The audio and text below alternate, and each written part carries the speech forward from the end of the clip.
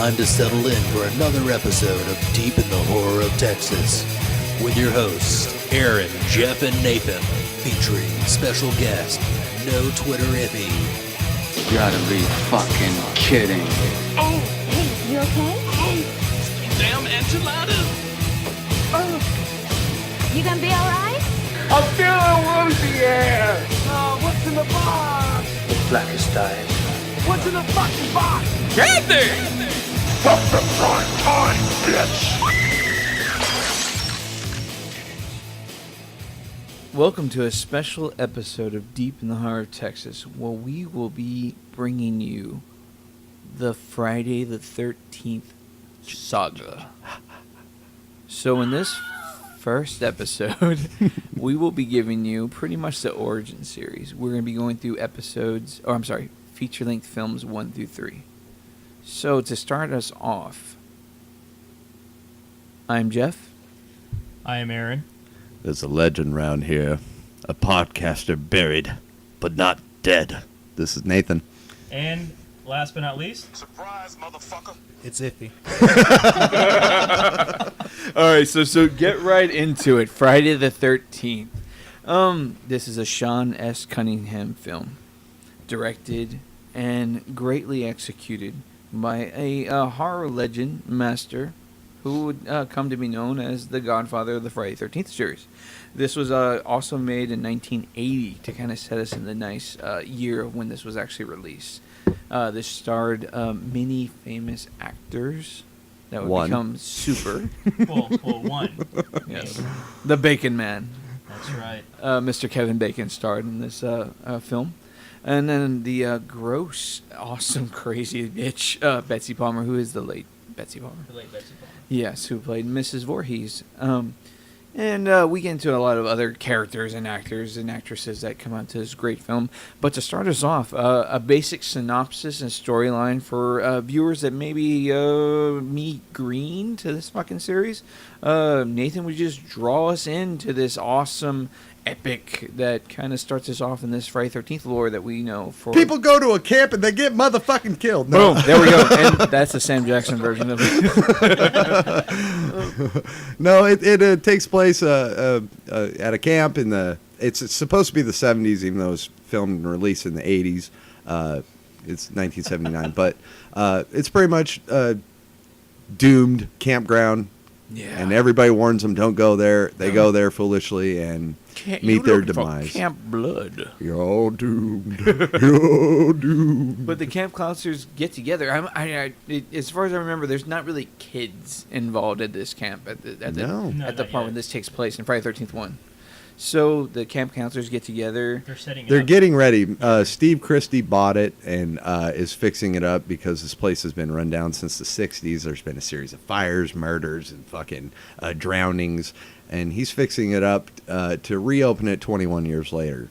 And he acquires a bunch of these counselors, including Kevin Bacon, Adrian King, and all these, to come in, help him fix it up in order to open it, I believe, the next summer. Yeah. To finally have kids come.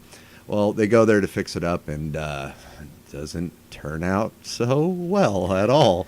What's interesting is that it starts off with that lone hitchhiker girl who's beautiful. She comes to the town. She's just like, the sky's the limit.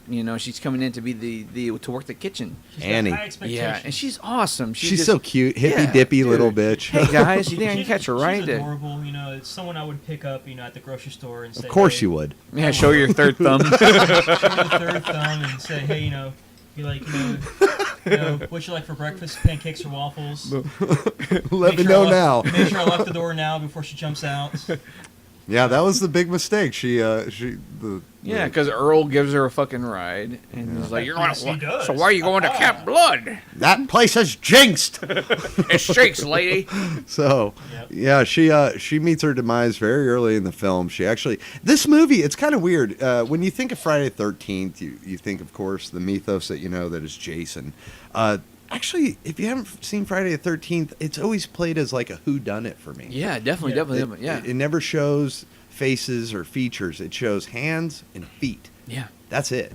Because you always get like that moment of reflection of like, oh, hey, hey, what are you doing here? Yeah. Hey, what are you doing out in this weather? You Yeah, know, you're like, recognition, yeah. but no recognition to the audience. Yeah. We don't know. We don't know what anything. the fuck is going on. We're in the POV of the killer, which was really unique and awesome. Yeah. Because I mean, the previous films was probably like earlier was like maybe Michael Myers Halloween and stuff like that to really have slasher genre fucking like setups before pre Friday 13th. But with Friday 13th, it was like really like Nathan says, like a whodunit fucking film, the whole fucking movie. It is kind of like a murder slasher mystery type of Yeah. thing for that genre. I mean, Yeah. from the opening credits, it becomes that. I mean, it starts with the shot of a campground, and then it follows these two kids into a barn where they're making out and rubbing on each other, and then they pop up and they go, we're just playing we're around. just- like, yeah, what's we're just happening here? And then kissing. bam, fucking stabbed. Yeah. Bam, you're fucking dead. Yeah. White screen, Friday the 13th. And you don't even Who get the fuck? and What's you don't happening? even get the girls kill. You get the guys kill, but it just kind of freezes on the second. Yeah, kill. yeah, It's with kinda their like, what the I think horrific during expression. promotion for the film, they originally had like the slash mark where the girl was killed. Oh wow. Yeah, there was makeup But stills. there's no film of it. It's just Of it, it's yeah. just a picture of it that. Which is kind of company odd, because when you watch the actual fucking Friday 13th Part 1, you're kind of like, where's the girls kill? Oh, we should also bring into it that fucking master Tom Savini was Oh, yeah. behind Yes, he the was. makeup of this. Yeah, and I think special before that effects. he was working with like George A. Romero's Night Riders and Maniac and stuff like that. but It's this very is, odd They, that they they would. liked his work on Dawn of the Dead, and they're like, well, you're gonna get somebody who's actually been in a setting where they've actually seen it in Vietnam when he was a photographer. Well, we want to get the guy that's actually been in there. Pulls so gore really Yeah. well. Yeah, he Does does. does gore really well. So they brought him on, and of course we got what we some what we realistic. history. Yeah. Yeah, I mean, I think that throat slashing of Annie was. I can't remember a lot of movies predating that shows like the throat opening when the chick takes a Oh, breath yeah, and bleeding she out. gets that fucking kill against the tree. I mean, nowadays it looks a little hokey. You can tell it's makeup but and a prosthetic, even but in later films of the Friday 13th series, nothing really stood up to that fucking original throat slash of Annie takes. 'Cause Yeah. you see separation, you see the blood gush, yeah, and the actress got to play with that because Tom Savini did such a great visual, practical effect on that fucking slice. It was exquisite. I mean, a lot of the gore stuff in the slasher realm really paid off in that film because, I mean, Carpenter kind of shied away from showing you everything. It was like too much or too little. Little was more for Carpenter, and with Cunningham, he just said, "Fuck it, let's just show him. Let's show him the gush. Yeah. Let's show him the fucking injury." it should be said that Sean S. Cunningham he totally replicated and ripped off Halloween. He even admits it freely. Oh yeah. He wanted to get funding for a soccer film. Bad News Pele's, as Aaron put it. But he really wanted to get this family film made, and he was like, "Look, horror is in right now. Halloween is the most talked about horror movie right now. I'm gonna rip it off." Yeah, let's pick a date. Let's pick a superstition. We cannot do babysitter. We must do something else. What else is sexy? Is Nurse? that, We is that can't do Mustafa nurse. Cod? No. It is his cousin, Astafa.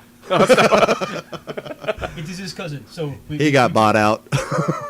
See, so See, so what we did, we went with sexy nurse, but then that was taken. So we did Camp Castle. Kim Coates.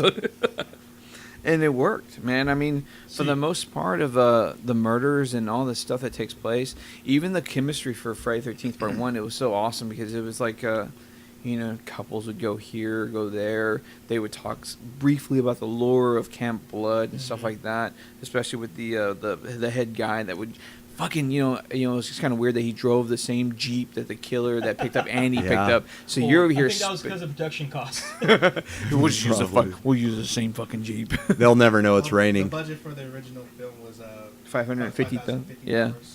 And it made $59.8 million. So that lets you know that the audiences of that time were just aching for a. Loving horror, man. Yeah, And man.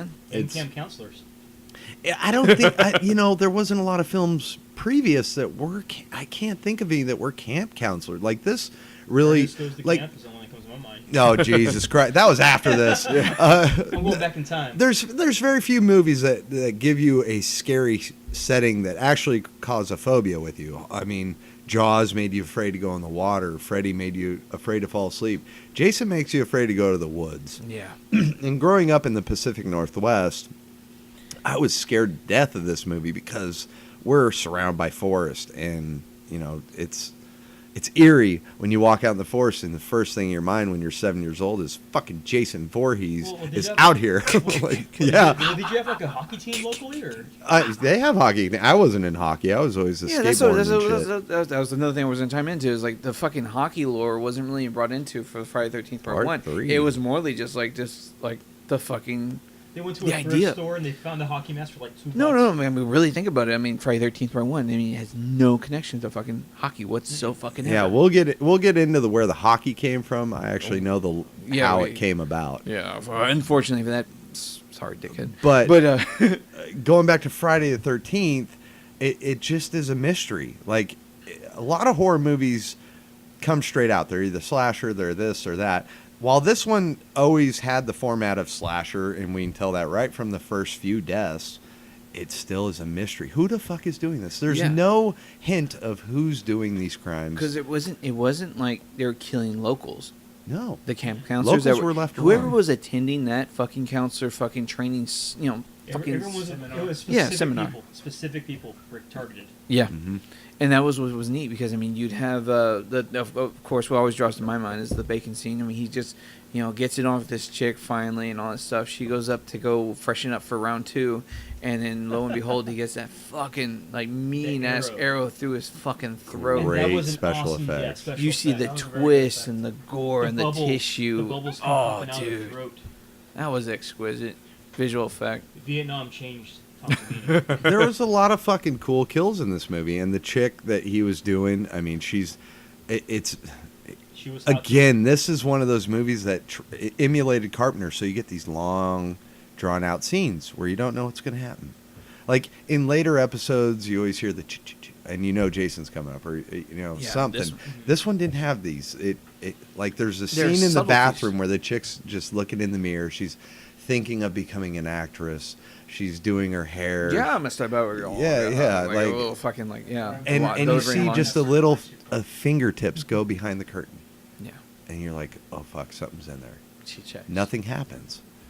And then later on, she goes back in there, and she gets a fucking axe to the face, dude. Yeah. Like, and the special effects are good in this Yeah. movie. Like, for being low budget, I mean, you see this at a young age, you're going to think that chick, this is a snuff fucking film. Yeah, dude.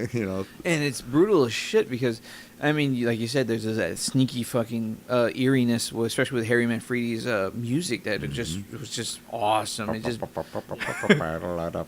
these creepy strings creep up and stuff, and you don't know what's around the next corner. And the rain effects for some of the scenes as things build and build upon the threat of what's going on inside the camp. And I mean, even when you're speculating that maybe such and such is involved and such is maybe not be involved, it really breeds to a crescendo. What you say of like even when the main guy comes back and he's he sees that flashlight in his face, Yeah.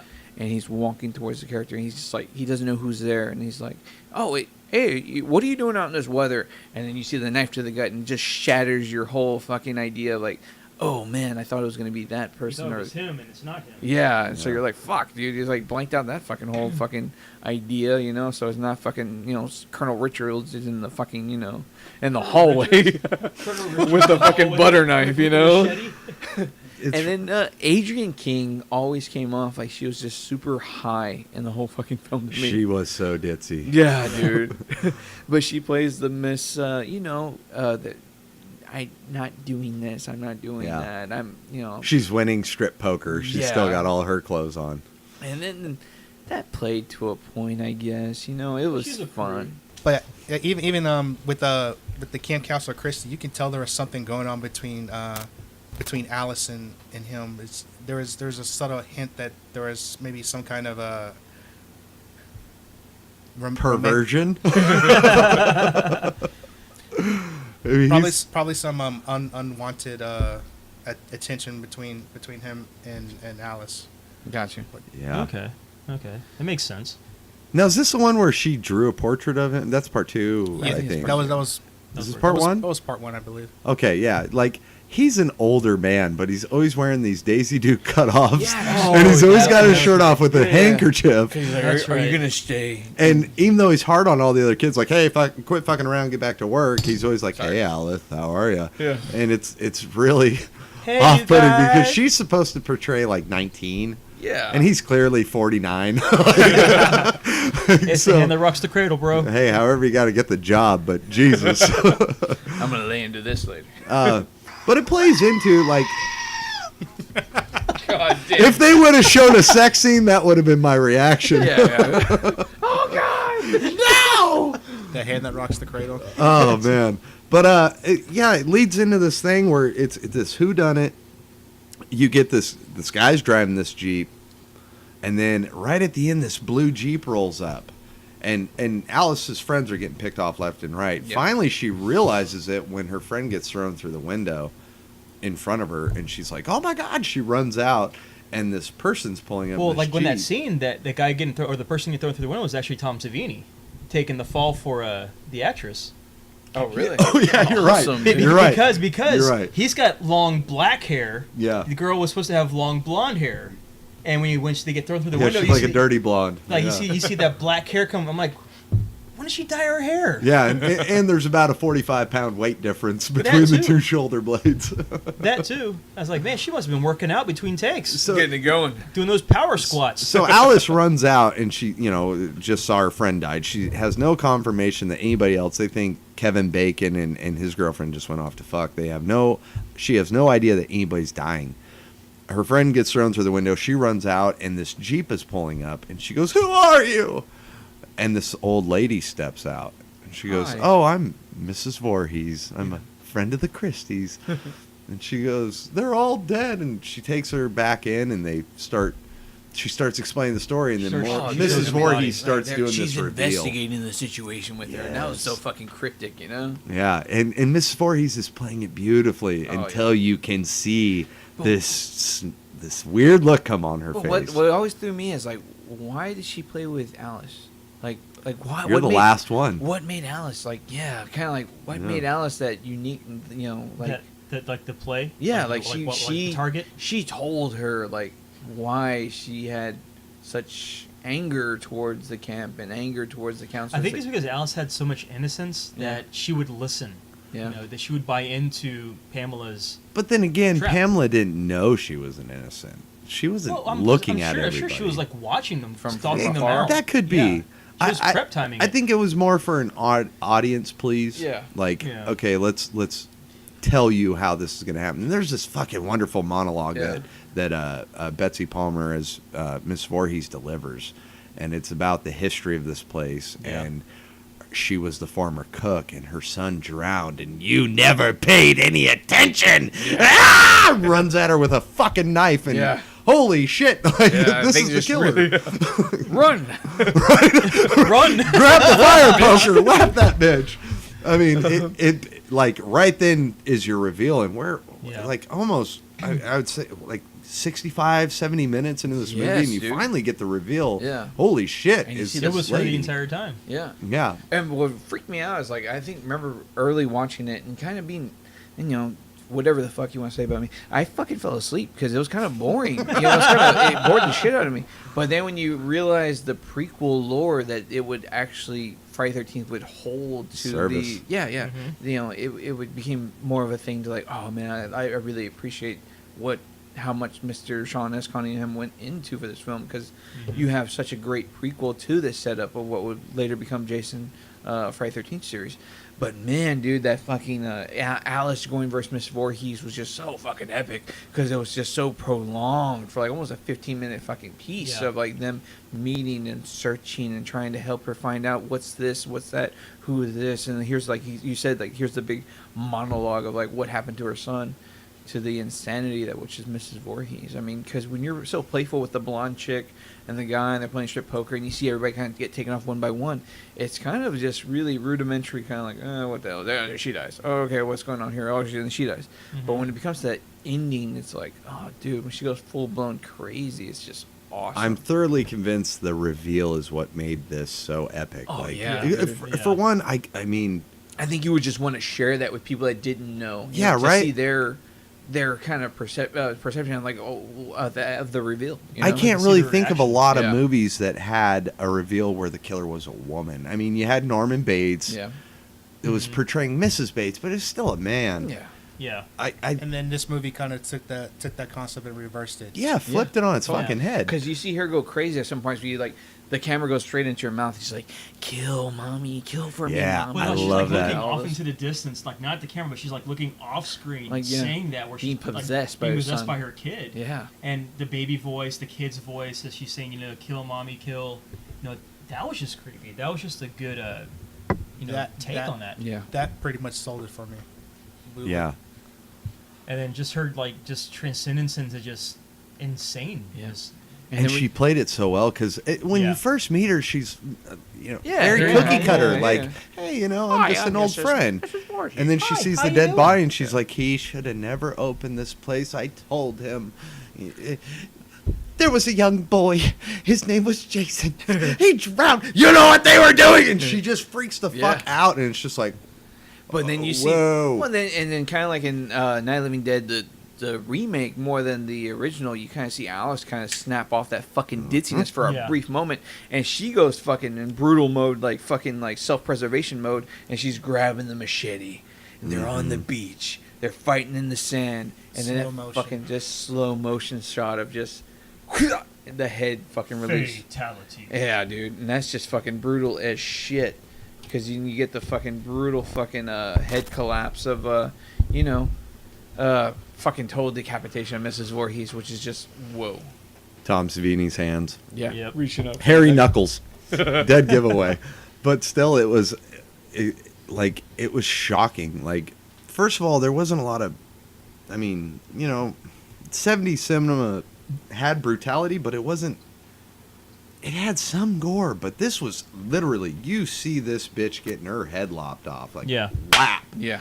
split, slow-mo, and it's fucking intriguing, man. Like, I didn't see the original Friday till I was probably around 10 or 12. Yeah. I saw my very first Friday around 6. I won't reveal that right now, but it's different. It's different from the rest of the series. And as Sean S. Cunningham said, we were just making a fucking movie. I had no idea we would have 12 fucking sequels. Yeah. I never knew it would go into this big mythology.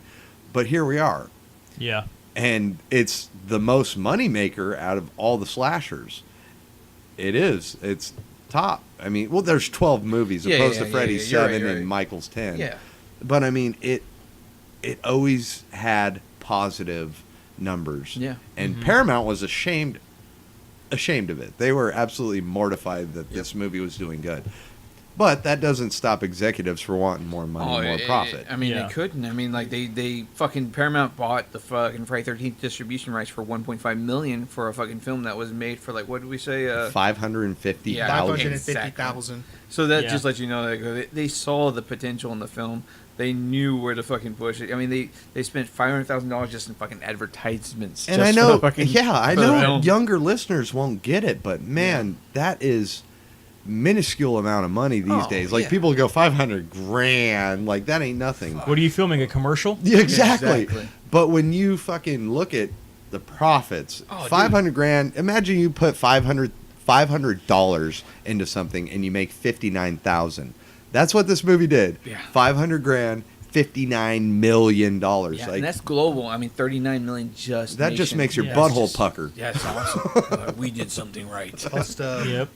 40 million domestic. Wow. Yeah, Yeah. and That's- overseas that's awesome. it made 19, and then you would actually find later in the series that overseas it did better than Yeah, well, it made this fucking hefty chunk and share. Mhm. But that was actually the turn for what we saw as like being an ending. You know, we saw that like Mrs. Voorhees is dead. That's the end, and we get kind of sung into a nice Harry Manfredi lullaby Yeah. with Adrian King's Alice. Is it Yeah. a dream sequence? Everybody I've known always debates the ends of the first 3 movies. It's supposed to be a dream sequence. It's supposed to be. Okay, but I think she experienced it. Because after she beheads Miss Voorhees, she goes off in a canoe. She's waiting for help. Super fucking high in the fucking boat. Super high. Super fuck. I mean, she just look at the fucking bitch. She's just like super fucking. I believe they cooked brownies earlier in she this is movie, just- and those she's brownies had something. fingertipping the fucking lake. Yeah, she's thinking like everything's la-di-da. Cops are You like, got these. Yeah.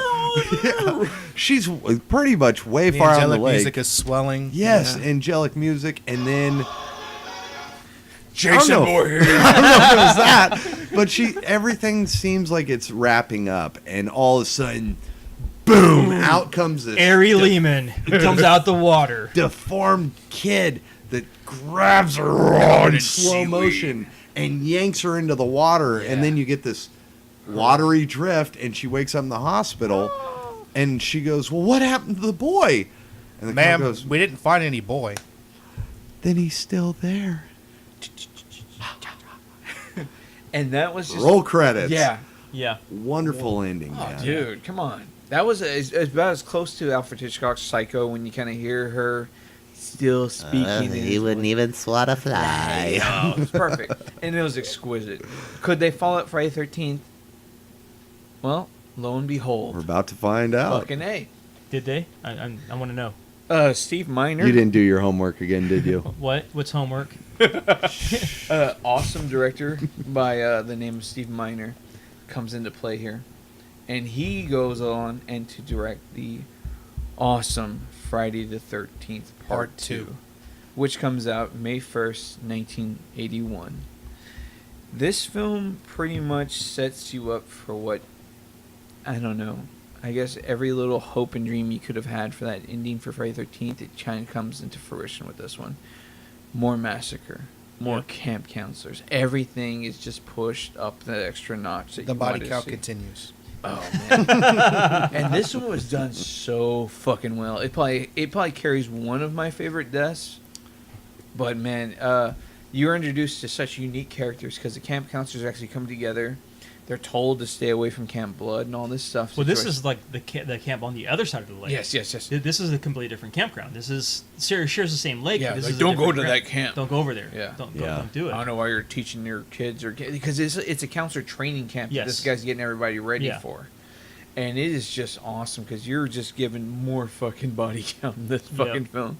It should be said, this is my probably second favorite of the series. I have 3 tops, and The second is the second. Yeah. Okay. Well, this one's also in my top 3. Yeah, Nice. it's fucking wonderful. Yeah. Just the element and the mood. They really capitalized on what they did right in the first one. Yeah. And this time they had production value. Oh, dude. Yeah. They got an extra 750,000, so $1,000,000.25. Sorry. So what they did with it was they got bigger, brought in more effects, and up the value of everything that you're seeing in the camp. They're warned not to go over to Camp Crystal Lake. Yeah. And of course, 2 horny teens are like, well, I want to see what's over there. Let's go over there. Let's go Well, check what's it funny? out. What's funny about this one is that Friday the 13th Part 2 actually takes place 2 months after the events of the first film, which is rarely fucking really talked to the situate level that you really need to be known for, like entering this fucking sequel, because it's awesome. Alice Hardy is a sole survivor and all that stuff. So we actually, at the very beginning of the film, you venture back. Yeah. You see the survivor. Yeah, you get to see Alice again. She's like, talking to her mom on the phone. No, I'm feeling better. I just need some more time away from you. And the cat through the fucking window and all this stuff is like really sets up the scenario of like, are things truly over for Alice? Yeah. And then you get And that then you introduction open the of- fridge. Oh yeah. Then you open the fridge. And then you get the fucking straight ice pick to the fucking brain. Yep. by And fucking- seeing Mrs. Voorhees' head in that fridge. Yeah. And then you back up and ice pick right through the temple. Oh, dude. Woof. That was magic. Key opening title, Friday the 13th. Part Part 2. 2. Part 2. And that's it. Now, there's an important thing to be said. Adrienne King had a real-life stalker that abducted her, held her at gunpoint. She did not want to come back for Friday the 13th Part 2. She stated to her agent and to the filmmakers, like, look, I've just went through this terrible situation. I don't want it to happen again. And they're like, well, you're like the Laurie Strode. Like, you have to come back. This movie proves that nobody is fucking safe. There is no heroin. This is the first time, actually, in the whole entire saga, beyond like some really later prequels that we'll talk about later, that Jason may get that far from the lake. Yeah. No, actually, she is back at Crystal Lake. What we? Yes. In a townhome or something? Yeah, Or a condo? I've read timelines and shit. She went back there. That's what her whole She mother. looks like she's in fucking Haddonfield. when she's Exactly. doing this shit. You know, she says she lives in California, but her mother states you don't, like, on the phone. She's saying something like, "You don't need to do this," and she's like, "Mom, I need to get over this. Like, you know, Wow, I need to like be." she's, Like, Yeah, like, trying to so like- I'm remember hearing that. thinking she went back to Crystal Lake because everybody always has that thing. Well, what, Jason ride a bus? Yeah, You know. yeah. Like what the fuck? No, she is back at Crystal Lake It took to him 2 face months to her hike. fears. Like, I need to It get over followed. this. It's not. She went back. I'm thoroughly convinced this. There's several theories that point at the phone conversation say it. A lot of people will miss over it, but she is actually staying at the town where Crystal Lake is around. Okay. Okay. I mean, that's That's more plausible. But then I say, why did it take him 2 fucking months to get to something Yeah. that's in town? Well, would you want to go back the next day? Fuck, I don't know. You just watch your mother get fucking decapitated in front of you. You're gonna be like, Well, sitting let's in the not wo- forget, Jason grew he 4 had to- feet during this time frame. He had to build a fucking shack, make his shitter and everything. yeah. I mean, Yeah, what do the outdoor plumbing. I mean, what did he have to go do? Dig up his mom's head and like saturate her in water? It takes a and while to build a shrine. Yeah. He built that shrine. But and if you look, He made it the can't- wax candles. he went hiking. Yeah, if you look, it's not that much later because the head's not super decomposed. You But know? for fucking 2 months. I mean, he learned that electrical motherfucker is like- engineering? yeah, it's still Yeah. fresh. But what's funny is because after Adrian King's fucking, Alice's fucking death, I mean, the whole shit that takes part with Ginny and Paul is not till fucking 5 years later. Right. Yeah, Okay, it's good. weird I'm that- glad you established And that. there's the fucking jump. There's Yeah. your jump. It's like, okay, Friday the 13th. And what makes me laugh that we kind of Well- skipped over is the huge explosions for every Friday 13th. Yeah. Part 2. As if he cued. Boom! Boom! And yes, I mean, the 2 months, I guess. But they should have went a little bit more. I think if Savini was a part of that, we would have seen a more proper decomposition for Pamela's fucking head. Her head. Yeah. He wasn't the effects person in this movie. Like, when he first got the script for He the passed movie, on he it. was like, "What? No, Jason's dead. We established this in Yeah. the first one. He's dead. There's no." Well, he Yeah, didn't do it yeah. also because he was big name at the time. He had a Yeah. lot of projects Yeah, lined up. I think afterwards he was in The Burning. Awesome. Yeah. Cool. Which was a good movie. Yeah. It was really But good. But I don't know. yeah, Just with this one, the opening scene was great. Yeah, because Adrian King- because the survivor gets it. you tie up the knot, or the Then- loose end, whatever you want to call it. Then the very next kill is the other survivor from the first movie. Yeah. Crazy Ralph. Crazy Ralph. Yes. Yeah. He was the next one to get it. Barbed Finally. wire to the fucking neck. You're fucking doomed. Yeah, really. Prophet of Doom. You didn't see that coming, did you? You fuck. That's right. Yeah, Ride your Peeping damn bike, Tom. you hippie. I was like waiting for like the right time at night to fucking warn the guys that hey, y'all might be doomed. I think Ralph was also a peeping Tom. Yeah, that Ralph, and then he liked fucking being in pantries. I think it was. It's like, what is told the others. You're all too. Nobody listening. tomato soup? Can I have some applesauce? We're introduced to Paul, which is very arrogant guy, asshole. Yeah. You know, telling everybody keep in shape. I don't take no shit. And we get introduced to the loose cannon Ginny, who show up, you know, to the fucking late to the party. And we find out later I think she's a psych major Yeah, in psych college. Yeah, Yeah. she's a child psychology Oh, yeah, 'cause teacher. she's I'm had glad you brought that up. in If you- depth fucking realizations of maybe this really did happen to Jason. And blah, Hey, blah, she blah, says blah. it right in the first scene. Her Yeah. Volkswagen breaks down and she's playing with Paul. He's back there trying to fidget fuck with the engine, and she blows straight smoke bomb in his face. She goes, "You know that child psychology always works on you." Boom. Bam, you know. That's her major. That's She's her- studying this thing. And that's She's awesome. the spunky one. And you get the oh man, what made me laugh is right before Ginny's introduction, you're introduced to the van of Misfits. Yeah. This is the Tommy Chong. No. No, that's part 3. All right, Sorry. I'm jumping ahead. Yeah, that's- Sorry. No, this one, everybody pretty much meets up at the camp. Paul's giving a lecture on what to do.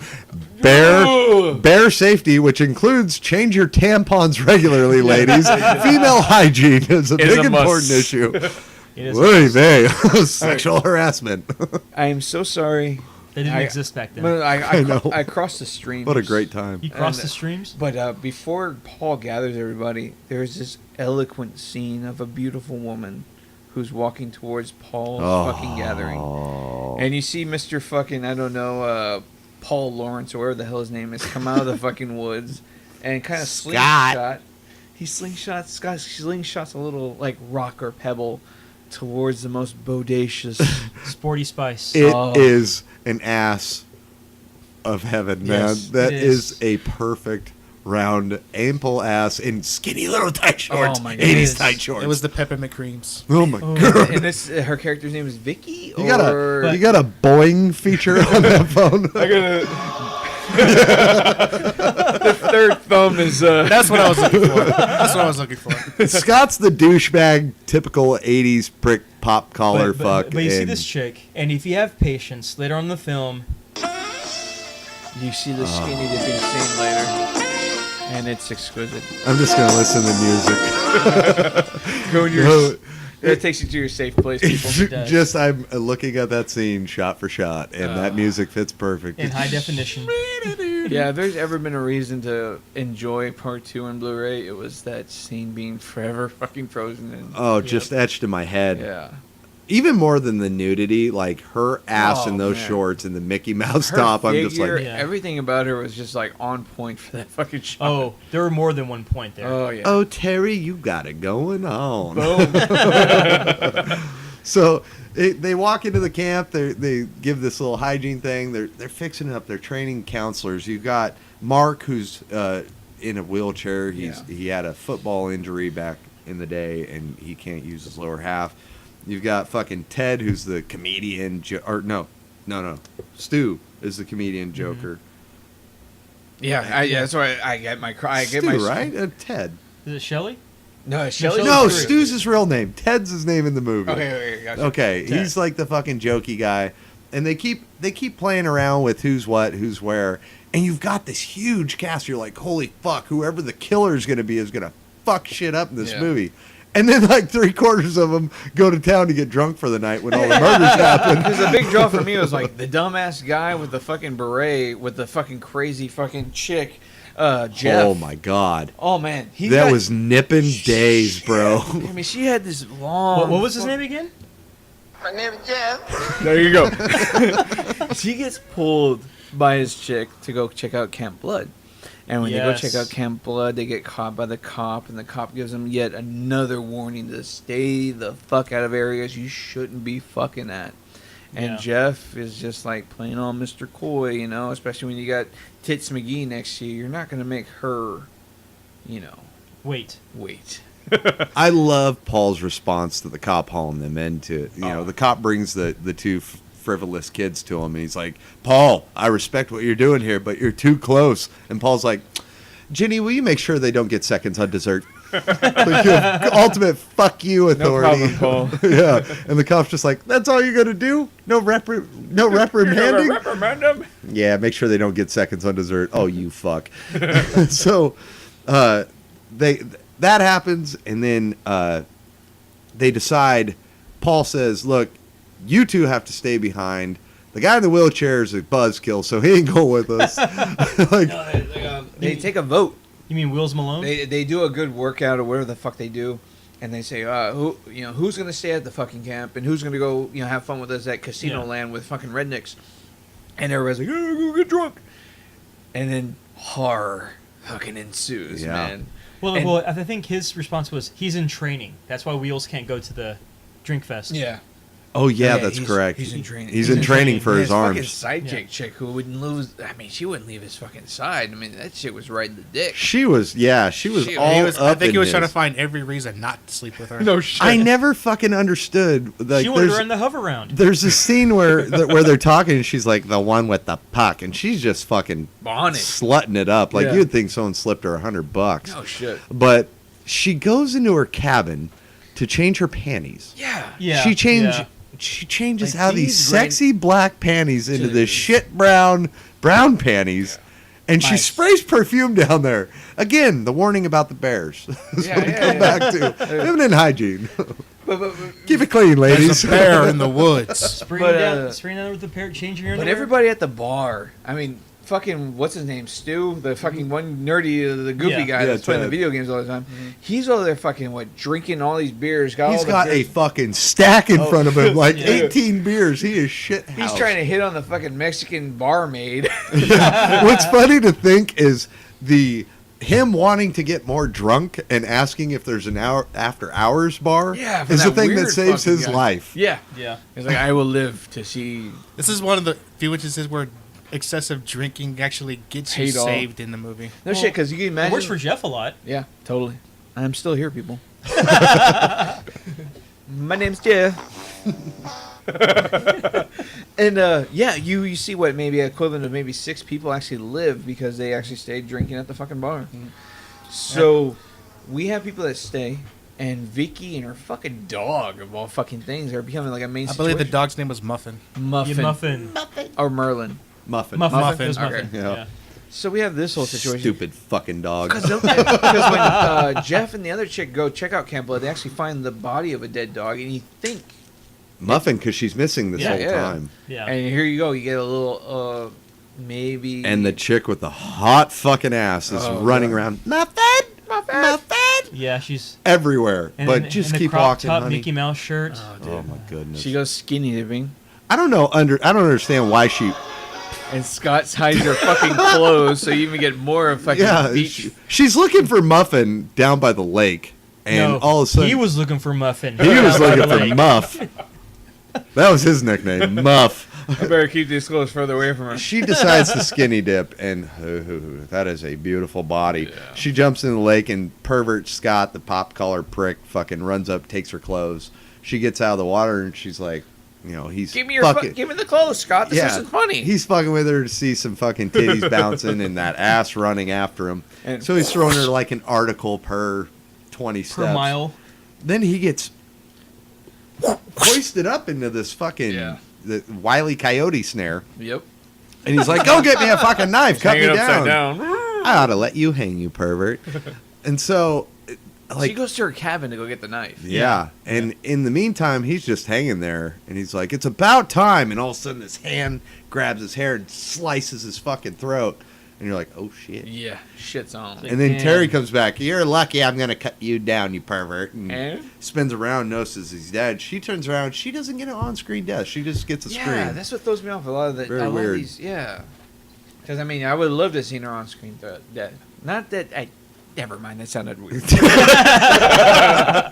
I would have loved to seen her on screen a little bit more. yeah, Yeah, exactly. she was fucking hot, man. So But the then- curly-haired chick was way yeah, hotter. and than when we me. flash forward back to fucking wheelchair boy and fucking panty girl, she goes all the way to her fucking car to get more shit, yet like a fucking comb. She Yeah, I mean, was she's- being careful Dude. of the bears. She was just getting everything ready for this fucking wheelchair guy, right? She was gonna turn him loose. He can't do much. He only can only do 2 positions. You can stick a dildo up his ass and turn it on high vibrate. He's gonna feel something. He's gonna run a fucking mile. He won't be running. I could get you to I'm stand. pretty sure she'll handle most of the work. He was running. His nickname is gonna be Hot Wheels. But then wheelchair boy Burnout. I forgot wheelchair boy's name. Burnout. He gets one of the fucking best fucking Friday Mark. 13th fucking deaths I ever. think one that they highlight in every Every fucking Every film. flashback, film, every flashback. they just highlight back to that It particular is death. one of my favorite deaths of this He movie. when he gets the machete to the fucking face, he looks like he takes like a fucking yeah, it's brutal, man. Yeah. And they actually had to cut footage from that. But is it just me? But he actually went off the porch, Down the stairs. down another flight of fucking Down another flight of stairs. What the fuck, dude? It's That- like he took a 90, and kept going, man. That was like a Babe Ruth swing from fucking It Voorhees. really dude. was, Changing man. his fucking- It chops his fucking right between the goddamn eyes. Dude, went just like whap. And just the sheer look on his face when he takes that hit. But the thing that makes me laugh was just like off the porch, down the fucking driveway, down the stairs. It's like they filmed that scene at the Exorcist stairs, like the endless steps. Like you're like, all right, this cabin's about 6 or 7 steps up. He rolls about 26 steps down. He goes like 5 flights of stairs. Yeah, They were like- filming a live action Tom and Jerry episode in that scenario. And we're good. Who knows? But it is iconic. The rain, the lightning, him rolling down the stairs backwards. Yeah. It's fucking cool. And all the time with this machete through his head. It's like, dude, that's damn. Like wicked death. It's cool. It's cool cinematography. Like whoever shot the cinematography did a really good job in this movie, but on that death in particular, always stands out in this series to me. So then we go into the cabin, and then it's Jeff and Homegirl, who end up kind of getting almost a similar death compared to the death that takes place in the first Friday the 13th, like the Kevin Bacon-esque kind of thing. Because I believe it's actually he gets the mask, he takes it off the spear, and he goes upstairs with the spear, and he go ahead and just fucking kebabs both the fucking Jeff and the chick. Yeah. And that was fucking brutal as shit too, because you actually see the spear actually enter the wood of the bottom underneath the bed. Yeah, it slams into the another one of my floorboard. favorite deaths in that movie. That was brutal as shit. And then the Sandra is walking, or I think it's Sandra, but somebody is walking up. The chick's walking up to the stairs to find everybody. Like, okay, my handicap fuck is gone. Yeah, where's Mark? these other two? Jeff, Where's Easy Sandra, Roller? where are you? She walks upstairs, Hockey puck. Where and you she at? notices these bloody sheets, and she's just like, what's this? That's what happens when you spray. Oh my God, he went there. No, but she turns around. And We did warn you about the bears. Yes. She comes up, hey, Jeff, and pulls the sheet and fucking. This is the reveal of Jason. This person sits up with a sack on their head. Yes. And like faster and shit, Fuck like yeah. boom, right in your face, and slashes her leg, and she's like, ah! And you see Jeff's hanging on the door. My name is Jeff. and she's like, oh my God! And then you see this bloody fingernail, holding the knife coming at her, and you just see her reaction, the knife, and then bam, stabs her. Like in the gut or something like that, right? Everybody's dead at the camp. Yeah. And now we've got Ginny and Paul heading back. Finally. Yeah. Exquisite. This whole next 20 like- minutes of this movie is exquisite. Yeah, because Paul's fucking initial reaction is like, why'd they leave all the fucking lights on? Yeah. That was his fucking big deal. He's pissed He about was the like, where the fuck electricity is bill. everybody? They left all the lights on. And they do their little search and seizure fucking scene, you know? And they start finding the blood and all that stuff. I mean, everything just escalates. But Ginny's smart. She's a ballsy bitch because she's like fucking on the ball. She's like, don't go out there without me. Where are you going? What's going over there? And she's like, and later in there, she does a big monologue of like how she believes the Jason lore and all that stuff. You know? At the bar. Yeah, and it's really fucking cool how What hard. if he's just a frightened mongoloid, a full-grown man retard, Yeah, running out there scared? Yeah. Like, she's trying to sympathize with the myth. Yeah. And only to come back to not find out just yet, but to what the fuck is going on? Like, she's trying to rationalize why Paul's just like, her mother is the only thing he ever knew, Like, yeah. And they keep going place to place, and finally, I don't know if the electricity goes out or if it's just in this one building, but Paul goes into this dark room. Yeah. And he's trying to find something, and Ginny's just walking around. She's like, Paul, there's someone in this room. And you're seeing all these shadows in the corner. And Paul, there's someone in this fucking room! Yeah. And this dude stands up with a spear, and right as Paul turns, he grabs it, and they wrestle around and fight, and it goes off screen.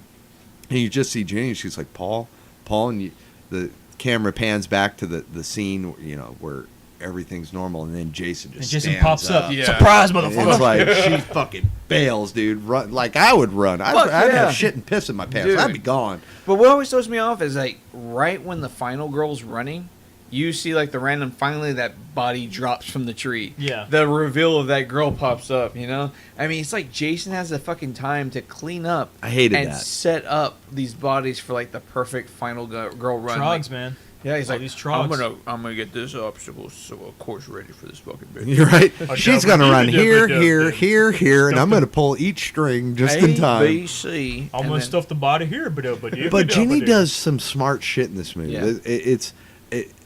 I've never seen in a horror movie where the chick just boots the killer in the balls hard. Yeah, she does a full kick she on the hides dick. in the Yeah. tree, and she's realizing, oh my God, this is real. Like, she holds her hand over her mouth, and it's the point where she realizes this isn't a fucking legend. Yeah. Jason comes fucking running around the corner. And she just steps out and blasts his balls into space. Yeah. I was mongoloid or not, you're grabbing your dick and you're going out. He falls in. Wolfman's got nards. Exactly. That's something I like about this. Jason feels pain in this movie. Yeah, yeah. I mean, he gets kicked, he falls back and falls down. Oh my god! Not to shit on anybody's Jason idea, but this is pre-Romero Jason, so yeah, True. like I said, not to shit on anybody's idea of Jason, but in Friday 13th 2, he's pretty much like, he's fucking, human. With that, and he's just like fucking redneck with sack on face, He's pretty much just like, Coveralls, plaid shirt, and fucking. yeah. He's got an assortment of farm tools. And banjos.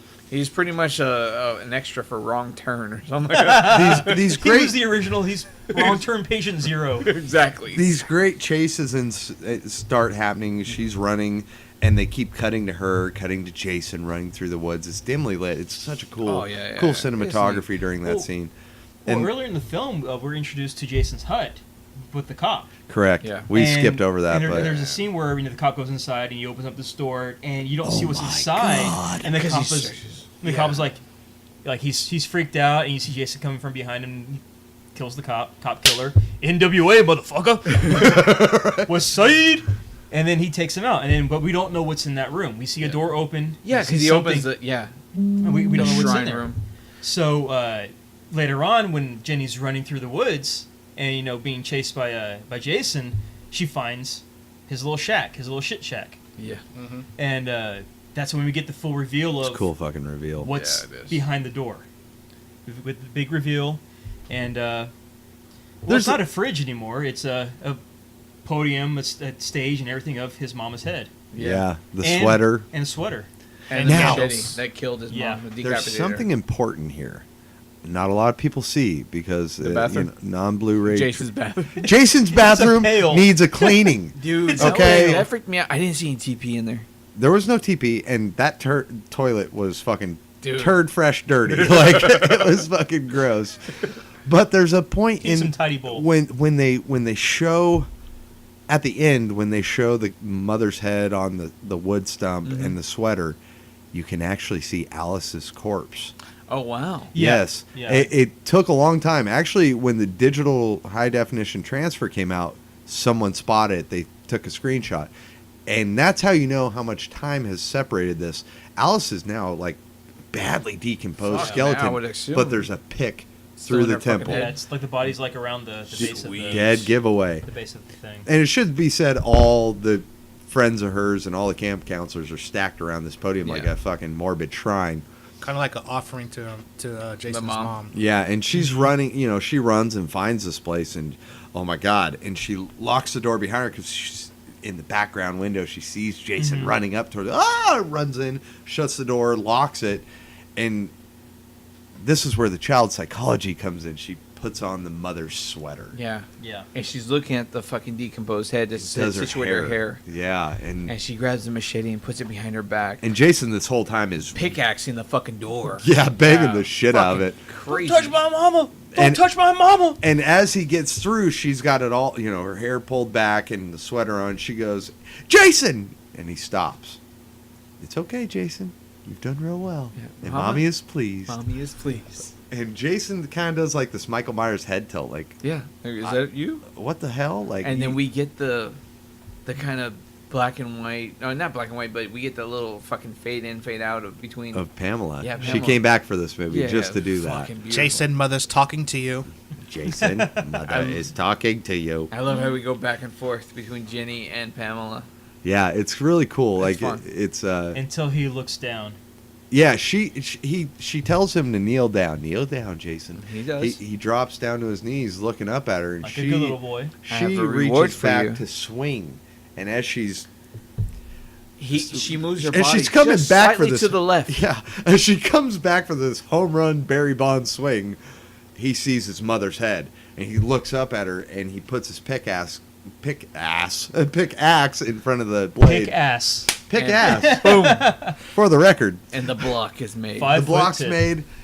He notices, obviously, this is my mother, and that's when Paul comes up. Jenny! I'm still alive! They start fighting together, and And the shack collapses and like real theatrically, like the pillars of hell are being brought down around them. They hit 2 walls. That's Yeah. it. I'm like, where the hell fucking is this 4x4 falling from? This thing ain't put up by 4x4s. That's a foundation beam right there. Yeah. It's like, wow, dude. And all, dust is flying, all this stuff, and Paul and Jason are fighting to the death, and yeah, I mean, and Jenny gets that one sick hit. Slack right through the collarbone into almost heart area. Yep. Yeah. And Jason's down for the count. Collapses. Paul and Jenny run back to the cabin. Jenny's got a cut open leg. Yeah. Paul's got a little gash on his forehead. She's sitting on the cabin. They hear these sounds. And Paul's sitting there with a handle of a shovel. Yeah. And he's ready to open the door, ready to bash the fuck out of it. He opens it up. It's Muffin. But there you the are, dog is Muffin. wearing a different colored headband. I noticed that. When the That's dog was leaving, it was continuity. blue. When the dog returned, it was purple. So Jason had time. Yeah, Jason does Yes. dog. He does like dog grooming on the that's- side. Dog It's a grooming. side job Jason had He does. So prior to shack building. They open the Yeah. door. Everybody And thinks toilet it's building. fine. Paul drops his handle and Muffin. and- yeah. and Muffin. Jenny's like, "Come here, Muffin!" And bam! The window Whoosh. behind her. Out comes Jason without the potato sack on his head. Yep.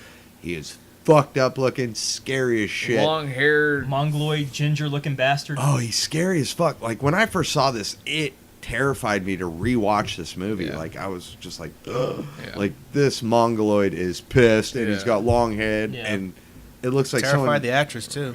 Yeah, I mean, That, nobody like, has her, seen it. her, like her reaction during that shot was genuine. yeah, they didn't give her a countdown, Nice. and the stuntman actually whapped his fucking head really hard Ouch. during the first time he tried it. Josh. Like because you can see, you just Yeah, got an yeah, eye hole in a yeah. paper sack. So he grabs her, and it's this long, slow motion fucking shot of him pulling her out the window, and then flash white. Jenny wakes up and she's strapped into a gurney, getting loaded into an ambulance. And where's Paul? Yep. Where's Paul? And the movie kind of ends like that. Yeah. Nobody to this day still knows what happened to Paul. Yeah, he kind of throws you for the shitstorm. I'm sure what happens. Jason grabbed Paul, told him you're going to build me a new shack. Got back out to the woods. I want foundation. I want a pool. Yeah. I want running water. You A fucked fan? up my toilet. Yeah. I want a fan. Maybe a chair and maybe a sofa. I need more fabric for these ribbons. Maybe some bear traps. Some Hunger Man. I'd dinners. just be asking for some nails because that motherfucking shed came down quick. No shit, it did. Like if there's gale force winds, we're You're fucked. gonna have to worry I about want Jason. some gutters. Some storm shutters. I want a basement. A peanut butter. So Paul eventually died day 2 of the fucking rebuild. You did it Some wrong. Funyuns. So it ends there, and we start part 3. In Friday 13 Part 3, I mean, Paramount kind of originally thought this would be the last final fucking thing. Yep, they were pulling all the gimmicks. Yeah. Supposed to be 3D. 3D was a big deal then, so they went full on balls to the wall, and they went ahead and filmed it in 3D. In I 3D. think it was one of their first Theatrical 3D movies since the 1950s. Wow. Yeah, I think the Yeah. last one was Creature, if I'm not. Creature or House on Haunted, not House, 13 Ghosts. I But it can't was just remember. by chance it became like a big thing again. I guess with like Jaws and stuff like that. I guess maybe be coming out around that I'm time. not sure if Jaws was later or not. Because but this is August 13th, 1982. So when this actually releases, I mean, we were literally talking a year later, almost Yeah, like 1 year later. very right on the dot. And Steve Miner returns to direct. So this is actually pretty cool because we've yet to see anybody like Savini or Mr. Cunningham come back to return to Crystal Lake. So this plot goes really quick and fast. This is actually days after the events of the previous film. Actually, one day. Oh wow! yeah, it is the next day. So Yeah. Jason is seriously injured from the encounter from the lakefront store to find clothes and a replacement mask. What are they? I feel like this little synopsis is a little off. No, it's right because he walks up. The people are doing laundry Yeah, he at the takes store, laundry stuff. and even though, Because that part 3 it starts with the storekeeper. yeah, Yeah. Okay, yeah. It's kind of weird because when Because it was like the bitchiest fucking storekeeper boss you could ever oh want. man, she was a hag. Oh man. If I was that guy, I would have fucking. Yeah, that's why he was eating. I would have fed her to He's that feeding rabbit. rabbits. Yeah, he's grabbing the rabbit, but then he's eating fucking like peanuts, and then he's eating like donuts, chocolate donuts. Donuts. Like she's telling me, don't eat donuts, you're getting fat. Yeah. Don't eat donuts, you're getting fat. The doctor said you're.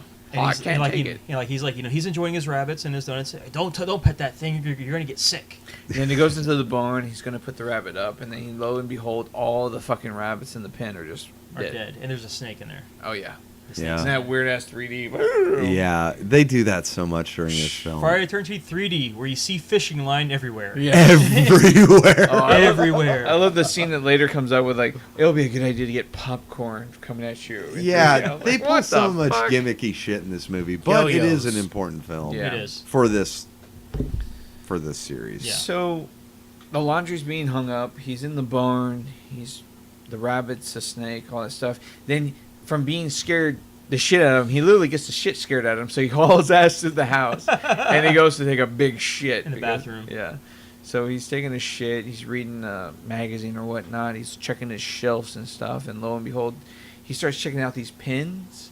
And then through the chicken wire comes the fucking grab and the kill of the storekeeper. The first kill A of the movie. whap. And the girls, like, the bitchy ladies fucking watching, like, TV really fucking loud volume. Yeah, she's watching the news on what happened at Crystal Lake. Exactly. That's not far from them. Mhm. Yeah. And, they reported however many murders and whatnot. But what draws her up and out? I forget about that part. She hears the whap. Yeah. Earl getting hit in the chest with okay, the meat gotcha. cleaver. And she, Earl? Or Earl? I think his name's Earl. Yeah. I can't remember. I think it's Earl. But she, Tom Hanks? Tom Hanks? Morgan Bruce? Freeman? but she hears the Harold. Harold. There you Harold, go. okay. She hears the commotion and she gets up to go check on Harold. She walks into the freezer. Is it the freezer or is it?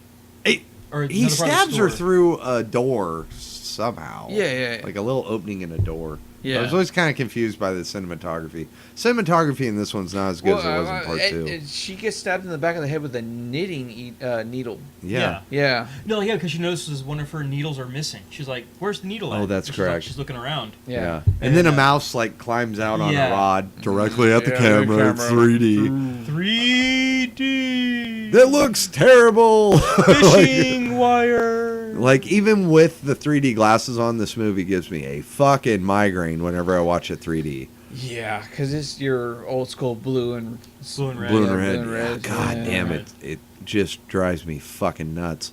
But anyways, yeah, Jason stole clothes. Jason got some food. Jason kept a rabbit. Apparently, he got some fishing wire to sew up that giant cut he got in his collarbone. Yeah, I mean, And get a haircut. And he got yeah, a haircut. it is the next day. They are reporting it on the news.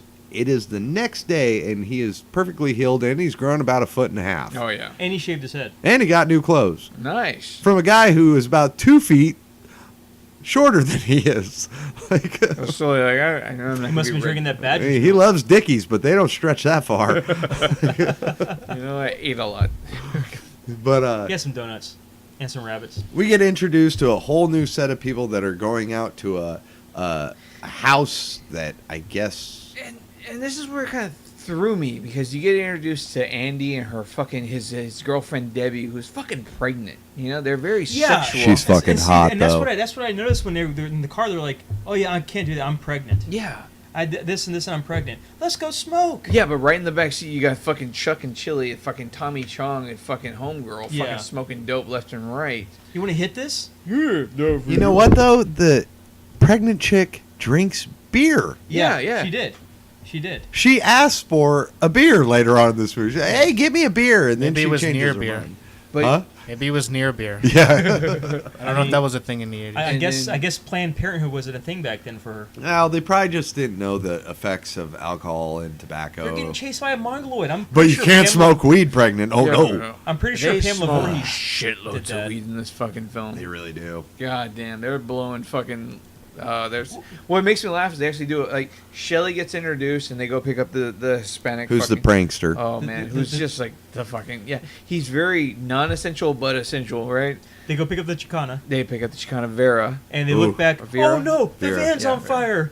Hey guys, Scooby snack. Yeah. But what makes me laugh is when they think they're gonna get pulled over and they just start eating all the fucking weed. Yeah, that part's And good. I like her excuse. I can't eat it. I'm pregnant. Yeah. But hand me a beer. Yeah, I can And a drink. cigarette. I gotta drink this down. Cigarello. Yeah, you get introduced to all these fucking ragtag fucking group of fucking weirdos, and you're like, where the fuck is this gonna go? I don't even know why 21, 22-year-olds are friends with 49-year-old, 50-year-old stoners. I guess Yeah. better weed. They know where the good weed is. The aged weed. Fuck, I have a hard time at 35 trying to find weed. Lo and behold, Chuck and Chili. Come on, man. Eat all the stuff. The cops are there. But where the fuck are they going and what are they doing? They're going to Crystal Lake, but it's this old house that the main character, fuck, what's her name? I can't remember. She owns it. They're going out there to have a little chill party on the lake. Chris,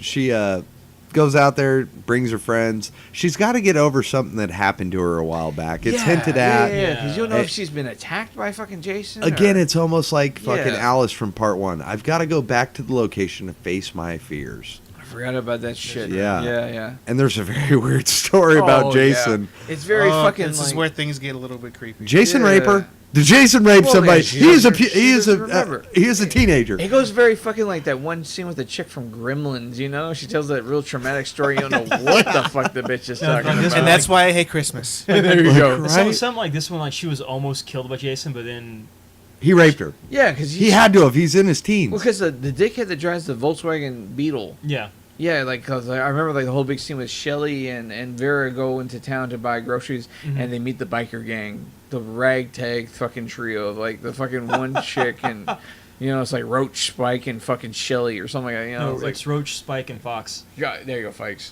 Ali, Fox, and Loco. Oh god. Same thing. Wait, why do they call the gringo Loco? Because he goes, "Arrgh," and he smokes cigarettes around siphoning gas. God. Still, I don't think he had one fucking line other than grunts Yeah. and barks. and I think death. it's, God damn it, Fox! He has to go chase up the ladder with it. Oh, I mean, can you have a cigarette you put out in your mouth the whole fucking movie? It's like pretty much what Loco got to do. every time. Yeah. Every time you see him, he's got this fucking rolled cigarette in his mouth, and it's always out. Yeah. I think he got like 2 puffs. He's just What's looking that? the part. He's a poser. Yeah. But what's funny is that Shelly throws Vera the wallet, and it falls and hits the ground, and Fox steps on it. It's like, say yes, ma'am, if you want the wallet back, or something like that. Is this your rubber? And there's so much unique shit with the bikers. It makes me laugh so fucking much. And then, Shelly stands up to the biker gang outside because he inadvertently pulls a fucking Pee Wee Herman and knocks down the bike. They went too far this time. They gone too far. You see my my fro. You see my fro? The perm is walking out. I want to take care of this biker right now. Loco, let's go. He's so bad in this, man. Like, Shelly's one of those characters that everybody fucking hates. Yeah, you love to hate him. Like, I don't know. Because on Chris, she's like there obviously because of fucking mental distress and shit. And here he goes like fucking posing as a dead body in the fucking closet and shit at the very fucking beginning. It's like, oh, this briefcase has all my little tricks of the trade. And I was like, what the fuck is this dickhead? I'm up just there? curious who invited him. Yeah, His buddy. No, the pregnant the- bitch. Yeah, the pregnant bitch's fucking a boyfriend. She was like, oh, we're gonna hook you up with this guy. And Vera was like the guy that the chick. She was gonna hook the guy. Whatever. Andy. Yeah. Yeah. Andy invited Good him. job, Andy. Yeah, he's supposed to hook Shelly up with Vera. Yeah. And she sees one look at his fat fucking fat ass, and she's like, you're my date? And he's like, I'm sorry. Yeah. No But, wingman alive can help with that one. No, I mean, you got a goddamn 6-inch fro, Yeah. and you're fucking about 300 pounds. And I when mean, he, a little less. he got a little face when he stood up to the bikers, and she was kind of like, I do like you, but, She was impressed. but you're She was such impressed. a dick. You're such a Like, stupid quit fuck. being all an the time. asshole. Get a comb. Yeah. Get some hair gel. I'll think about it. Yeah. Change your A name. straightener. This is the 80s, motherfucker. And Hair change your gel, name from straightener, fucking Shelly. LA Okay? looks. It don't matter. This movie did pretty fucking well at box office standards. I mean, And that's what made Paramount, because originally this was supposed to be the end. Yeah. it was, and it was made for $2.5 million or $2.25 million, but it made 37. Yeah. It's good money. Yeah. Not a great return, Well, but still, it's great money. But we owe all of this to Shelly. I'm sorry. Shelly It is. made this fucking possible. Okay, there's a scene. Because Chris, she did all the best she could with her fucking bullshit fucking subplot of like, you know, what the fuck? She was like, saw a fucking rugged man and Rape. he attacked her and yada, yada, yada. Yeah. But I can't remember how I got away from him. I woke up in my bed, and that's it. Like, okay, What the fuck? there's something that happened. Like, Yeah. Jason didn't just drag you until you pass out and go, this bitch is dead. Yeah. Like, it doesn't happen that way. He poked She her don't- with his machete. Yeah, he poked her with something. I made her a ribbon. I saw a muffin and I lost interest. I saw her muffin. It had purple ribbon. Yeah, whoa. Had a purple ribbon. But this I is like turtles. this is important just because Jason gets his hockey mask. He gets his iconic. Because Vera kind of loses it. And you see Chuck and Chili go one way and Andy and fucking the pregnant chick go in another bedroom. So everybody's kind of off in their own world. They got the hammock. Oh, yeah, I forgot the fucking hammock. Oh, my God. They got the How are we hammock. supposed to do this in the hammock? I wish you said, like, You'll figure out something. Was that you or was that the hammock? I think it was the hammock. And what's funny is Debbie's played by Tracy Salvage, who actually became a huge reporter for Fox News. Nice. Like, she hates talking about Friday the 13th. Tough. But, yeah, get real, lady. Yeah. Like, you showed your tits, and you were hot, and, like, And you're you're responsible drinking for... while pregnant, so you Yeah. owned it. You own Yeah. it. Yeah. Eat it. Yeah. I mean, when I first saw this movie, I thought that was the same chick. That was Aunt Becky from Full House. Oh, that would have been a dream. I thought it was for Wolf. the longest time, but then I was like, nah. Have mercy. No, she was starring in a movie called Rat at this time. No shit. Oh, which was exquisite. Yeah. Don't matter. Don't matter. All right. Hand But it yeah, down. Jason gets his iconic hockey mask, and as Aaron stated earlier, I actually know how this happened. They were doing kind of the John Carpenter thing. Oh, let's buy masks from Halloween stores and see what's the scariest. It just so happened that one of the crewmen was a fucking huge hockey fan, Nice. and he had a hockey mask. That's it. That was it? It was all happenstance. Because Vera kind of shuts down Shelly. Yeah. She goes to the fucking pier or the little dock to, like, you know, wet her fucking feet in the dock. And then, you know, Yeah. Shelly pops out of the water with the harpoon gun of all things. Yeah. And a hockey mask, not even and scuba. And a fucking, scuba suit or some shit, a wetsuit on. And he's just laughing his ass off because he scared the shit out of Vera. And she goes, "You're an asshole. Yeah. You're an asshole. I have to be. That's all I have. That's all I have. This and this, nutter butter candy bar." And then, of all things, to go sulk. Where does this cocksucker go to go sulk? He walks into the fucking barn of fucking doom. This movie has the most unique fucking barn since everybody in the fucking film practically dies in the fucking thing. They do. Takes out the fucking biker gang who's siphoning gas from the van to fucking pay back fucking Shelly and their stupid shit. Because originally they were supposed to burn down the barn. Yeah. I mean, fucking. With the gas they steal. Yeah. Which goes horrifically wrong because stupid bitch is fucking frolicking on the goddamn rope. It leads to her fucking death. Good.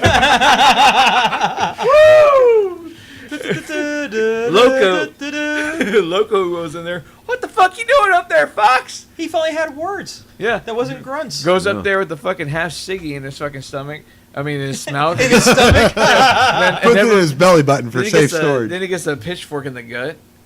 And then fucking Loco falls on fucking Homeboy downstairs, and then you don't really see his death, Yeah. which alludes more into... All he gets knocked out. He swings at Jason. Jason Yeah. punches him, and you out really see cold. it, yeah. He goes glass show and just goes flying across the room. yeah. So everybody's dying in this fucking barn, and here goes Shelly, lo and behold, into the fucking barn. Where does he put down the fucking mask and harpoon gun? He doesn't. He doesn't. No, it never shows where Jason directly takes it off takes it him. from him. The next scene you see is Shelly going into the barn. He kind of looks around in awe. It cuts away to Chili and Homie popping the popcorn. And then all of a sudden, In 3D. fucking right at the screen, if you didn't know. And then Chili, the chick's name? Yeah, The stoner chick? Chili was the chicken. I think Chuck, She's standing in the kitchen, doing the popcorn thing, and Chuck goes to check on the breaker because the power went out. Yeah, Yeah. you gonna be And a then man. Stelly stumbles in. He's got his throat just wide the fuck Chili's open. just fucking what the fuck. And she's ever. like, yeah, knock it off. It's not funny because he's the prankster. And Yeah. lo and behold, you always know it's his throat's really slashed. But It was one of those deaths I was like kind of found the most dissatisfying. You're right. You want this guy was being an annoying dick the entire movie, and you don't get that payoff with his death. I wanted him to get a red hot poker right up the fucking ass. How annoying this I dude wanted some is. Cannibal Holocaust fucking death on that piece of shit. Like, how does Jason survive? He eats fat people. I'll be good. I'll be With good. bacon? With that is the bacon. That is the bacon. He just- Shelly's the bacon. He's like he's still That's not going kosher. He's still going to like Jason 10 on that fucking meal. No kidding. That's your happy meal. But somewhere in there, he grabs the mask and And the harpoon gun. Oh, dude, because Vera fucking eats it. She's looking through the wallet. she eats it bad, and dude. she drops the wall, and she's trying to reach for her, and she gets in the Yeah. water to grab it. I'm sorry, Shelly. And then Yeah. she's just staring I'm at sorry. fucking... And we get the first glimpse Oh, of Jason in the hockey he mask. just pulls off that walk. He's walking out with a harpoon gun. Boo! Harpoon to the face, Vera. He walks out and she's just like, "Hey, I dropped your wallet. I'm sorry." And he's like, pops her right in the fucking eyeball with a fishing goddamn wire? harpoon. Boom. Oh, That's fishing like wire the for first and days. last time he shoots something in that Oh, movie. man. It was a bullseye Yeah, shot. yeah. Part 8 was the next time. Yeah, part 8 That was it. the next harpoon. But, Where he Bullseye missed. shot. we'll get into You- that. You hold on to that skill. Well, like actually shooting something. Yeah, that was part 8 with the Man, harpoon. but that was a beautiful shot right in the fucking eye. Ow. Bullseye. Like, Those archery lessons paid off. Yeah, Echo in Mexico. my name is Jeff.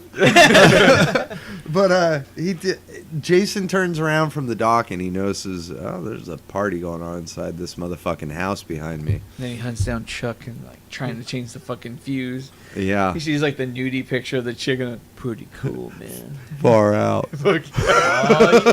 And he fucking gets the lights on. He throws the lever up. I love that reveal. Oh, dude. I do like that reveal. Out of all this movie does a lot wrong. Yeah. It's not my favorite of the series. It's actually at the bottom.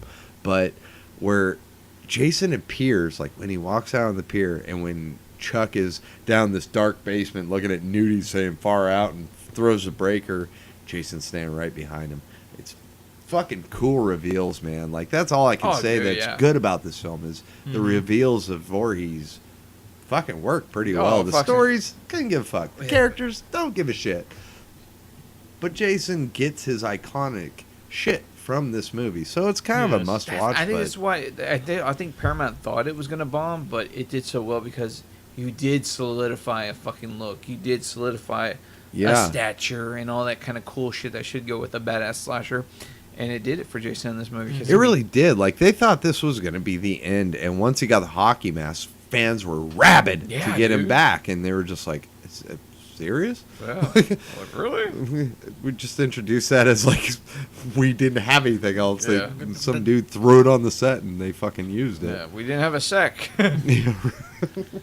He lost all of his hair and we didn't have a sack. That Fucking. means two things. After that boot in the second movie, he didn't have a sack. Yeah, Yeah. no shit. I understood that reference. So he goes and visits. Chili realizes that Shelly's actually fucking dead because he touches the fucking blood at his throat, and all fucking hell ensues for Chili because she ends up getting the fucking other, and she dies. That fire poker I mentioned, Yeah. it goes into the wrong Sizzle person. and pop. Yeah, goes into the wrong person. I mean, it really builds for all the fucking shit that goes on to fucking chick that does not know why the fuck she was tormented by a fucking guy who did not do anything to her. And that's really the big thing that I really didn't get with Chris's character. She didn't really have a great origin story to really give a fuck about Chris at all. She was no Alice. No, dude, not far from Not it. even a Ginny. Yeah, because seeing her last and actually come out of this shit was really a big downer because at the end of everything, you kind of see that fucking... It was very Adrian King ending Yeah. for Chris's character. Another dream, yeah. Yeah, Yeah, well, it kind of reversed the ending of part 1. Because you get the big battle in the barn. Yeah. She thinks she killed him with a noose. he hangs, and she goes to the door, and she opens the door. And Sloth takes off the mask.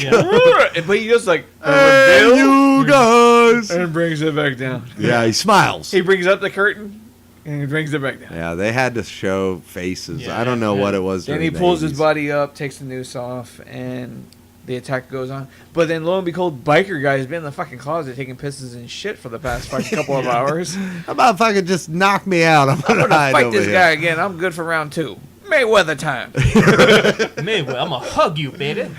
And then he gets eaten like a fucking. He does nothing. Yeah. He jumps out of nowhere, goes, "Hey, motherfucker!" Turns Jason around to meet a machete to the hand. Yep. And then fucking Jason Jason cuts the fuck out of this meat. Yeah. He fucking Yes. whap, whap, whap, What? whap, And the sad part whap. The sad part is that the girl's just sitting there watching it and not running. Yeah. He was decoy. He was decoy. Yeah. Move, bitch. No, Go. she fucking found an axe, a dull axe. Yep. But Jason turns around to meet a goddamn hatchet right to the fucking forehead. Direct delivery. Yep. Ow! Nights out. Well, it's bitch. one of the more iconic scenes in that movie was like he gets the axe to the head and then he just Zombie does his that arms out. grab- Yeah. grabs out for the Chris. 3D effect. Yeah, Jason's coming at you. And then falls down. Yeah, he just falls down dead, and she goes, "Yeah, be alive." And Where's that canoe? again, Again with the canoe. Again with the canoe. again. But then she has her fucking freak out dream, and she sees he's like Jason without the mask going, "Hey." Like through a window in the house. Like What are you he's doing? in the house looking at her. Smiling, grinning. my canoe. Runs down, breaks through the door. I'm going to get you. Tickle monster. She's trying to move tree limbs out to go further down the lake. You know, what A the lake fuck? that's only 6 feet wide, Yeah, might yeah, I add. yeah. Like, it's a puddle. But she's moving tree limbs and she's trying to get away. Tickle monster. She looks back, and he's not there. The door's not broken. The door is not broken. No. Is this my imagination? What's going on? And And then then a reanimated Miss Voorhees. And then Ari Lehman comes out of the water as Mrs. Voorhees to grab her. Yeah, they Like Miss Voorhees. one of the funny theories I got from that movie was it was probably Jenny, just as Pamela Voorhees. I don't know if that was an official. That would be but funny. no, that it was a it was an older lady, actress wise. I don't know what they meant by story wise. Jenny, don't lose. Jenny didn't my die. number. She didn't die. She survived. that was just like a fan theory that I heard that was disproven. Well, that But- fan was wrong. Some of you fans need to pay attention. That's not a fun rumor. Because they was just trying to explain, like, wait, why does Pamela Voorhees have her head? Her head reattached, and her sweater, And a sweater. and a body. Like It her was- body's buried. It was She Jenny. got nobody.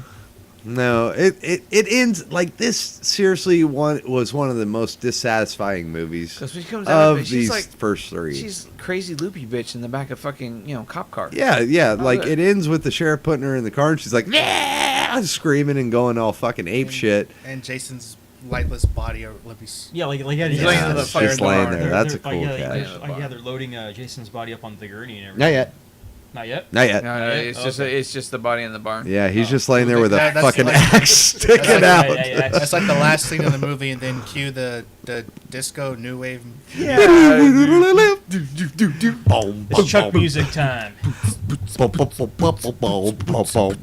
It's fucking terrible, dude. Yeah, I don't think Friday 13th 3 is going to be like a fucking quick selling soundtrack. No, it's. I don't know. You know what? If It's. Waxwork can do it, then Yeah. we'll make it happen. I would buy it. Fuck it, don't. I would buy it just because it's a cool disco like Funkadelic, theme. brother. But it's like, dude, disco was fucking dead. It better come with It Chuck was and Chili dead joint, in you know? '83. Are you sure yeah.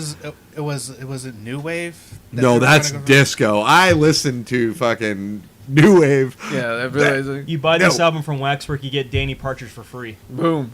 I'll stop the world, and that's That's new wave. that's new wave. Or like It's new. getting better. No, sorry. All the time. This series not getting Yeah, better all the yeah, time. yeah. It kind of. It's not. Yeah, it hits a dead fucking note in part 3. It really does. I mean, it's not the best. They actually replay a lot of deaths that you've seen. They pretty much whatever Savini pulled off, like the Kevin Bacon scene, it kind of gets played out in part 2 and 3. They Yeah. actually copy the fucking death. Part 3 they with the directly. pregnant girl. Yeah, Yeah. they do it Yeah. almost shot for And shot. Jason kills a pregnant bitch. And there you What's go. up with that? That bitch was drinking beer. That's She deserved pro-choice. It's gonna end up like me. I mean, like Jason. To the monster. To the muffin factories. So Go kill a muffin. This definitely is not one of my favorites of the series, man. If we're gonna wrap this up and talk about our favorite kills for the first few, Yeah, the wheelchair one is definitely a big draw for Top. me. Yeah, top Yeah, out of that. definitely. But out of the part 1, 2, and 3, I don't revisit them too much for just the pure sure thing. Is like part 1's more of the whodunit. Part 2 for me is more of a mongoloid, and part 3 for me was just kind of like it didn't really work to the effect that I wish it would. I mean, as a gentle introduction to Voorhees or Jason as a fucking hockey mask Jason. yeah, It doesn't really go beyond that for me. it's I only don't know, important because he gets his hockey mask. Yeah. It's the Yeah. only thing but- Part 3 brings to the table. And a key death for you would maybe be for the part 1, 2, and 3. I'd agree. Fucking the dude getting the fucking whap in the face with the machete and rolling down the stairs. That's fun. It's awesome.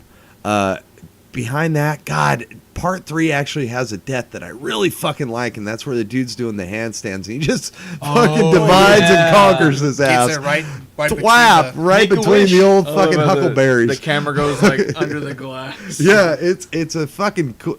Make a wish. There's like 2 or 3 cool deaths in part 3, but that one stands out in this first trilogy. And then for number 3, I'd put Kevin Bacon's death. I fucking love that arrow and the gasping. Kevin Bacon's a good actor. This was his, I think, first movie. Yeah. One of his. Well, he was in National Lampoon's Animal House. That Nice. was one of his first. That's Thank you, correct. sir. May I I have another? always forget him. He's such a throwaway role in that. It's okay, just like Nicolas Cage in Fast Times at Ridgemont High. Oh yeah. What? Yeah, you didn't know that? We'll go into that later. But, okay. Yeah, I'd put don't say. I put that as my 3. The whap to the handicapped kid, the whack in the nuts, and the arrow through the throat. Gotcha, man. Any quick draws for you? Actually, yeah, pretty much my most favorite kill of those 3. Kevin Bacon's arrow to the throat. Awesome. Again, the wheelchair, that's been said, but that one's always a fun one to see. And then kind of Jason's death in part 2. Yeah. Good one. Like his death That is in a the, good in, one. the, in the second one, That that was was a good one. So Iffy Meister. Wheelchair is probably number 1. Number 2, the 2 in the kebab. Oh yeah. That one. 3. the snake. I forgot that. That would be my honorable mention because Okay. that was a real on-screen death. That was a real on-screen death. And then 3 would probably be Kevin Bacon's. Kevin Bacon. Yeah. Just because of the story behind it. Just Like, the bubbles coming out of Oh, the yeah. neck. Just Yeah. And my honorable Slid- and mention. that was like- actually Tom Savini. glowing Apparently, the- apparently there was a mishap with the Pump. the pump. pump, and then he's He's just just like like blowing it, blowing and bubbles. it came with this bubble effect. But Yeah. plays for great. for, It for that worked. for that mishap, it plays very well on screen. So it's probably Yeah. that'll It probably looks make like a my great third one. kill. It's just Yeah. like that's a great just Because my kill. my other honorable mention would definitely be Pamela Voorhees' decapitation. Because Yeah, that just plays so totally. well. Because It in does. slow mo you can do great things, and they did a really good thing on that Yeah. decapitation. Yeah. Well, I mean, I'm glad we got to revisit in this little first part of our Friday 13th series. Part 1 Yeah, yeah. of Friday the 13th. Yeah, I like this origin series. This is part 1, 2, and 3. I know we're talking about the earlier ones, but it was fun revisiting them and talking about them. So, join us next time when we hit the rest of these the Tommy Jarvis. the Tommy saga. Jarvis saga. Keep it scary, guys. Not the Wilhelm saga. All right, guys. All right, we'll see y'all later. Bye-bye. Keep it scary. Keep it scary.